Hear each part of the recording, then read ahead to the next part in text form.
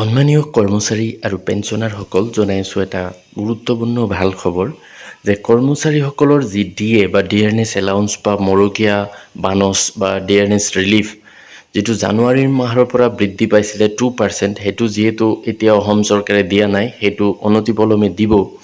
ইয়াৰ বাহিৰেও কৰ্মচাৰীসকলৰ যি ডিএ বা ডিআৰ আছে সেইটো আৰু 3% বৃদ্ধি পাইছে। তো সেইটো কিয় কৈছোঁ আপোনালোকে শেষলৈকে ভিডিঅ'টো ভালকৈ চাই যাব, তেতিয়াহে কথাখিনি বুজি পাব। তো এইটো চাব পাৰি government of India ministry of labour and employment labour bureau তাৰ পৰা এটা প্ৰেছ ৰিলিজ ওলাইছে আৰু ইয়াৰ আধাৰতে আচলতে ডিএ বা ডিআৰ বৃদ্ধি পায়। তো তাতে কি লিখা আছে চাই লওক যে consumer price index for industrial workers এইটো এপ্ৰিল মাহৰ কাৰণে ওলাইছে, যিটো মে' মাহৰ 29 তাৰিখে প্ৰকাশ পাইছে। অৰ্থাৎ এপ্ৰিল মাহত কিমান কনজিউমাৰ প্ৰাইচ ইণ্ডেক্স বৃদ্ধি পাইছিলে সেইটো ইয়াত লিখা আছে। চাব যে labour bureau N attached office of the M/O Labor and Employment has been compiling consumer price index for industrial workers every month on the basis of retail prices collected from 317 markets spread over 88 industrially important centers in the country. The index for the month of April 2026 is being released in this press release. অর্থাৎ labour and employment ব্যুৰোৰ ফালৰ পৰা এটা press release ওলায় আৰু যিটো গোটেই ভাৰতবৰ্ষৰ 317টা মাৰ্কেটৰ ওপৰত ভিত্তি কৰি আৰু যিটো 88টা ইণ্ডাষ্ট্ৰিয়েলি ইম্পৰ্টেণ্ট চেণ্টাৰ বা উদ্যোগৰ ক্ষেত্ৰত আগবঢ়া চেণ্টাৰ সেইবিলাকৰ ওপৰত নিৰ্ভৰ কৰি এই প্ৰেছ ৰিলিজটো ওলায়। আৰু তাতে কি লিখা আছে, ইণ্ডেক্সটো কিমান বৃদ্ধি পাইছে এইটো চাব যে দ্য অল ইণ্ডিয়া CPI বা consumer price index IW for April 2026 increased by 0.8 points and stood at 149.9 points 149.9. অৰ্থাৎ যেটো CPI ইণ্ডেক্স আছিলে এইটো 0.8 বৃদ্ধি পাইছে আৰু যেটো বৰ্তমান হৈ গৈছে 149.9।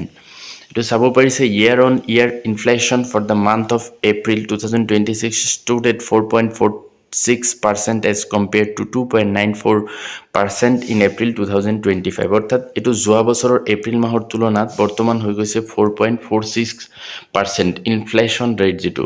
তো এইটো চাব পাৰিছে এই গ্ৰাফটো কেনেকৈ বৃদ্ধি পাইছে, যেটো 4.46 হৈ গৈছে। আৰু ইয়াত এপ্ৰিল মাহত কোন কোন বস্তুৰ দাম বাঢ়িছে এইটো চাই লওক। তো এইটো চাব পাৰিছে ফুড এণ্ড বাৰ্বাৰেজেছ যেটো 151.6 আছিলে এইটো হৈ গৈছে 153.1 বৃদ্ধি পায়। পান চুপাৰী, টবেকো, ইনটক্সিকেণ্টছ এইকেইটা CPI IW আছিলে 172.9 আৰু যেটো বৃদ্ধি পাই হৈ গৈছিল 175.0। ক্লথিং এণ্ড ফুটৱেৰ যেটো 155.5 আছিলে আৰু সেইটো বৃদ্ধি পাই 156.2 হৈ গৈছে। হাউচিং 140.6 আছিলে 140.6 আছে। ফুয়েল এণ্ড লাইট যেটো 158.0 আছিলে আৰু এইটো হৈ গৈছে 159.4।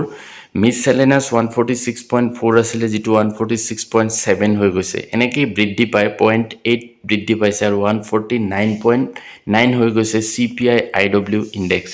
তো এইটো যদি আমি ডিএ কেলকুলেটৰত বহাও তেতিয়া চাব ডিএ কিমান পৰিমাণে বৃদ্ধি পায়। তো এইটো আমি ডিএ কেলকুলেটৰত যদি বহাও এপ্ৰিল মাহত যেহেতু এই CPI অৰ্থাৎ consumer price index for industrial workers যেটো 149.9 হৈ গৈছে, সেইটো বহালে আমাৰ ডিএ হৈ যায় 62.52। অৰ্থাৎ 62.5 ৰাউণ্ড ফিগাৰত গ'লে 63।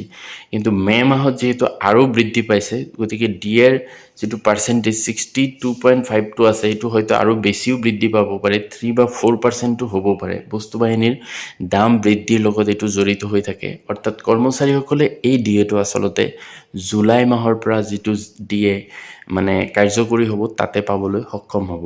এনেকৈ কৰ্মচাৰীসকলৰ ডিএ হৈ যাব আচলতে 63% বা 64%। তো এইটোৱে আছিলে গুৰুত্বপূৰ্ণ খবৰ। Thank U.